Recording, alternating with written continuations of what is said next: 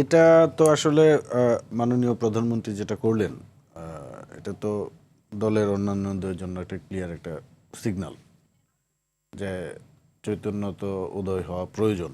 কারণ প্রধানমন্ত্রী যেখানে তার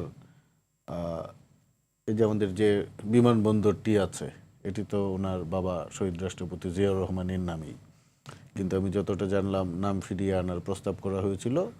অনেক ব্যয়বহুল বলে উনি রাষ্ট্রের অর্থ অপচয় হবে এই বিবেচনায় উনি এটি বাতিল করে দিয়েছেন। এবং ওনার মা গণতন্ত্রের যে লড়াকু সৈনিক খালেদা জিয়ার নামেও একটি প্রতিষ্ঠান করার প্রস্তাব এসেছিল। উনি বলেছেন যে না, নতুন প্রতিষ্ঠান করা যেতে পারে। এবং আমি যতটুকু জানি এই ধরনের নামকরণের বিষয়ে তার হয়তোবা নিরুৎসাহিত করেছেন নেতাকর্মীদের।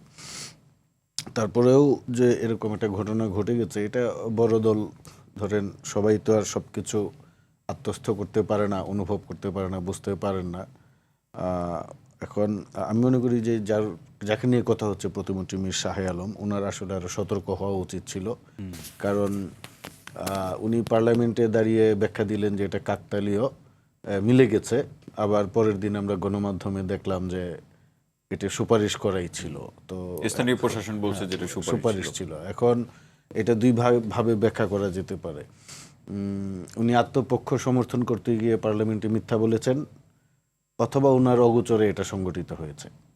এখন যেটাই হয়ে থাকুক, সুপারিশ থাকলে তার অগোচরে হওয়ার কথা না। ধরেন এরকম হতে পারে উনি হয়তো বা সুপারিশ করেন নাই, প্রশাসনের অন্য জায়গা থেকে সুপারিশ এসেছে, আমরা আলোচনার খাতিরে তর্কের খাতিরে মেনে নিচ্ছি যে ওনার অগোচরে এটা হয়েছে। মানে ওনার বক্তব্যের পরের দিন গণমাধ্যমের যে প্রতিবেদন, দুইটাকে যদি আমরা মিলাই তাহলে তো এই হয়, ইদার হয় উনি সঠিক বলেন নাই, অথবা ওনার অগোচরে হয়েছে, উনি জানতেন না, উনি বলেছেন যে মিলে গিয়েছে। ওনাকে যদি আমরা সত্য বলেছে ধরে নেই, তাহলে তো উনি অগোচরে হয়েছে। একজন মন্ত্রীর অগোচরে এরকম একটা কাজ হয়ে যাবে, সেটাও তো আসলে গ্রহণযোগ্য না। কিন্তু শিশির ভাই যেটা বলছিলেন যে শুরুতে যে ব্যাখ্যা দিলেন মাননীয় প্রতিমন্ত্রী, যে ব্যাখ্যাটা দিলেন তার পক্ষে বিএনপি সংসদ সদস্যরা তালি দিয়ে তাকে স্বাগত জানালো।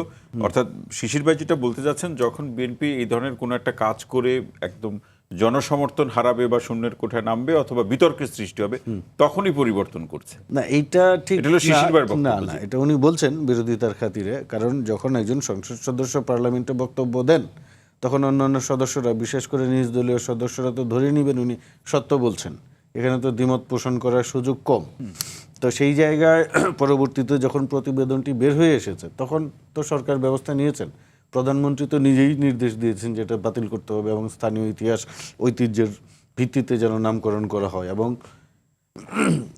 এটা ওনার পক্ষ থেকে, প্রধানমন্ত্রীর পক্ষ থেকে একটা পরিষ্কার বার্তা দলীয় নেতাকর্মীদের প্রতি। আর আজকের যে অনুষ্ঠান আপনি যেটা শুরু করেছিলেন যে পরিবর্তন, সংস্কৃতি পরিবর্তিত হচ্ছে কিনা, আমি মনে করি সংস্কৃতি পরিবর্তিত হচ্ছে। কারণ এটা প্রধানমন্ত্রী এন্ডোর্স করেন নাই, উনি প্রধান এটাকে মেনে নেন নাই। এবং উনি যে তাৎক্ষণিক সিদ্ধান্ত নিয়ে বলেছেন যে বাতিল করতে এবং জনগণের মতামতের ভিত্তিতে নামকরণ করতে, এটাও কিন্তু অন্য দলের নেতাকর্মী যারা আছেন অন্যান্য, তাদের প্রতি একটা মেসেজ যে পরবর্তীতে কি করতে হবে।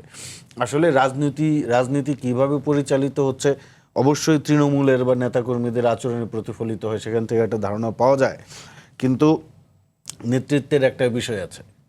হ্যাঁ, এখন আমরা বিএনপিকে যেই কারণে আমরা আলোচনায় রাখি বা পছন্দ করি বা সমালোচনা করি, যেভাবেই রাজনৈতিক দল হিসাবে বিএনপিকে দেখি না কেন, কারণ কিন্তু জিয়াউর রহমান, উনি ওনার নেতৃত্বে বিএনপি প্রতিষ্ঠা করেছিলেন। ওনার কারণেই কিন্তু আজকে বিএনপি এই জায়গায় এসেছে। তো ওই সময় জিয়াউর রহমানের সময়ে যে বিএনপির রাজনীতিতে যে ভুল ত্রুটি, একেবারে ত্রুটি বিচ্যুতি ছিল না তা কিন্তু না, কিছু ছিল। কিন্তু জিয়াউর রহমানের বলিষ্ঠ নেতৃত্বে, শক্তিশালী নেতৃত্বে দল দাঁড়িয়ে গিয়েছে, বাংলাদেশ দাঁড়িয়ে গিয়েছে ৭১-এর পরে। একইভাবে তারেক রহমান, উনি যে নেতৃত্ব দিচ্ছেন, ওনার যে রাজনীতি, ওনার যে কথাবার্তা, ওনার যে পলিটিক্যাল ফিলসফি, ওনার যে পলিটিক্যাল প্রোগ্রাম, এর ভিত্তিতে কিন্তু পরিষ্কার বার্তাটা যাচ্ছে যে পরিবর্তনের রাজনীতি শুরু হয়েছে। এখন বড় দল, বিশাল দল, নানা জায়গায় নানা সংস্কৃতি, নানা শ্রেণীর, নানা পেশার মানুষ আছে।